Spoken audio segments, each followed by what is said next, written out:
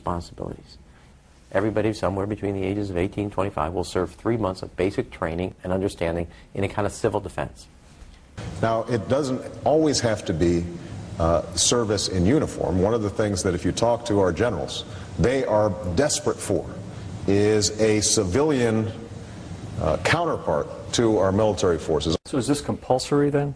Well, you have to, in a sense, it's required of everybody, 18 to 25, 3 months, and at some point at that point you do it. Obviously, I'm not going to say perfect legislation. We'll work that process through. Or you could do it during a college summer, or you could do it after Anytime. high school. If you have a demagogue with a fanatical mass movement of personality cultists who is imposing the program of a group of extreme bankers and finance oligarchs, that's fascism. Obama's transition site, change.gov, proclaimed that middle school and high school students will be forced to serve the federal government. Fascism is gutter up, streets up, hooligans, thugs, fervently idealistic students, swarming adolescents, just the kind of thing you see around Obama. The way you get a population to enslave itself when the police and the army are no longer enough to do that. So I think that's if you're a left liberal, it's time to open your eyes to that. All young Americans between the ages of 18 and 24 will be conscripted into a paramilitary domestic security force. If Obama has his way, adults and seniors will also be forced into other forms of service for the betterment of the homeland. Number 3, disarming the American people.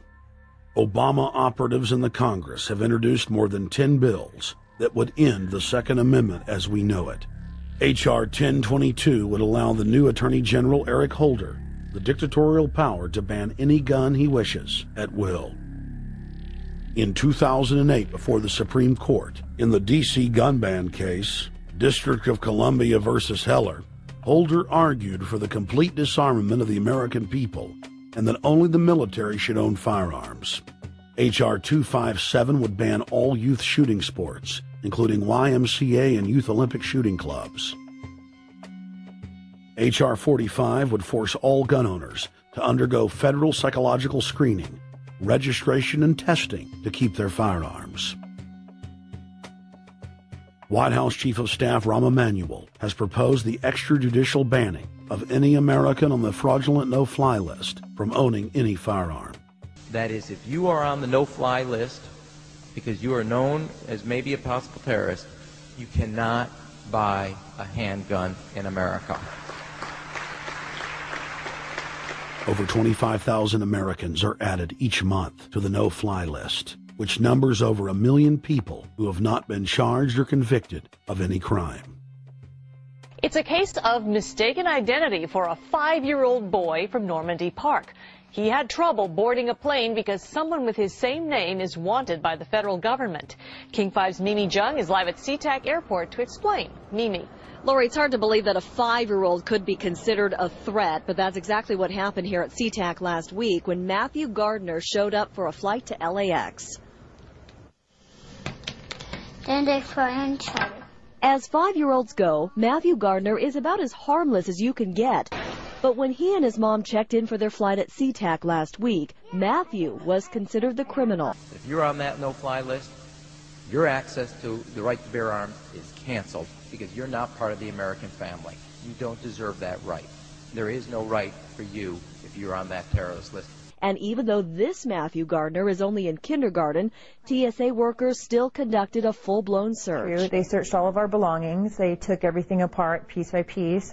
Nadia Counter says it wasn't easy being treated as a possible threat to national security. I picked up my child to give him a hug and tell him, you know, it's okay, we're doing fine. And they reported to me that I was not allowed to touch him. He was a security risk, and they had to re-search me to make sure that I had not obtained any materials from him. Number 4, massive restrictions on the First Amendment guarantee of free speech. The President, Congress, and the FCC have announced plans to not only curtail speech on talk radio and newspapers, but to also regulate speech on the Internet through the Orwellian-named Fairness Doctrine. The Obama machine is also pressuring Congress to pass draconian hate speech laws. that will eviscerate the First Amendment. Number 5, they plan to further federalize health care so that the government can dictate what kind of care citizens receive. Modeled after the British system, this includes rationing care and restricting what procedures the handicapped and elderly are eligible for. Number 6, Obama is already pushing to expand the Department of Defense budget and to station more U.S. troops overseas to encircle Russia, China, Iran, as well as setting up bases in Africa under the pretext of humanitarian aid, and dominate and occupy Africa through AFRICOM. So we're taking your phone call, seeing what you think of Barack H. Obama. Is he a Judas goat? Is he a front man? Is he a betrayer? Let's go to Anthony in Georgia. Anthony, what's your take on Barack Obama? They put the face of Barack Obama as part of their public relations because it's like the old folk tales about vampires. A vampire cannot force his way into somebody's house. It's against some kind of metaphysical law. So the vampire has to persuade the resident of the household to open the door and invite him in. So they're going to look at the peephole at Barack Obama, which looks like them and appears to be on their side. They're going to say, okay, here's my ally. Let me open the door and let me let this person in. And then Barack Obama is just, of course, a front man for the American empire, where he's going to have the entire U.S. Navy, the entire U.S. Army, and the entire U.S. Marines under AFRICOM command. And, of course, he's going to turn it into a new Iraq, and he's going to turn it into a new Afghanistan. Every operation that you see going on in Iraq and Afghanistan is going to propagate to the poor countries of Africa. And well, sir, I agree with you. Sir, I agree with you. They're looking to the people. They see a handsome, smiling African face. You know, he's all, hey, I'm from Kenya. And then it's a total bait and switch. But it's the same thing here in the United States where they would get sellout Native American chiefs to sell out their people. This is the oldest trick in the book. And he can also pacify the most downtrodden minority groups in the United States. And he's saying, hey, get ready for sacrifice. Get ready to lose your standard of living. They're like, yay, I love Obama. They could never get away with this with a John McCain. Obama basically does a couple of things. One is, again, this idea, kick the Chinese out of Africa. Kick them out of Sudan where they get oil. Kick them out of Zimbabwe where they get raw materials. Start a civil war in Congo, another big source of raw materials. Al-Qaeda, an arm of the U.S. intelligence community, is now active in Algeria, Tunisia, Morocco. You've got a destabilization going on in Kenya around Odinga. That's Obama's cousin. This is a guy who has two children. They're Obama's niece and, nephew in a broad sense. And one of them is named Raul, and the other one is named Winnie, after Winnie Mandela, who did the necklacing and political assassinations in South Africa. So this Odinga is essentially a CIA destabilizing operation in Kenya, and he's got a Odinga Islamic Alliance to crush the Christians in Kenya, but this also reaches into Ethiopia, it reaches into Uganda, Congo, Tanzania, and a whole bunch of other countries in that region. So all of Africa is a battlefield in flames between the U.S. and the Chinese, with Obama leading the charge to kick the Chinese out for geopolitical reasons. Number 7, radically expand federal control over family farms and ranches through the Animal ID and Premises ID system.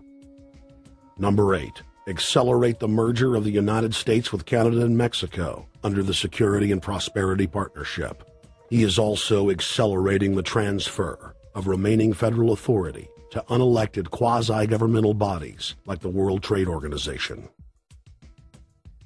Number 9, Obama must convincingly play the part of the president and convince the people of the United States that the buck actually stops with him. This is critical to the globalist master plan because in 4 to 8 years, Obama must take the blame, as Bush did, for the New World Order's horrific agenda. At that point, the elite will put a new puppet in the ceremonial seat of power and build him up as the savior, only to tear them down again. And so the process is repeated over and over. For their program to work, it is essential that the people not learn that the presidency is now nothing more than theater, because if they did, the people would stop looking at the pawns and start looking for the king. Through this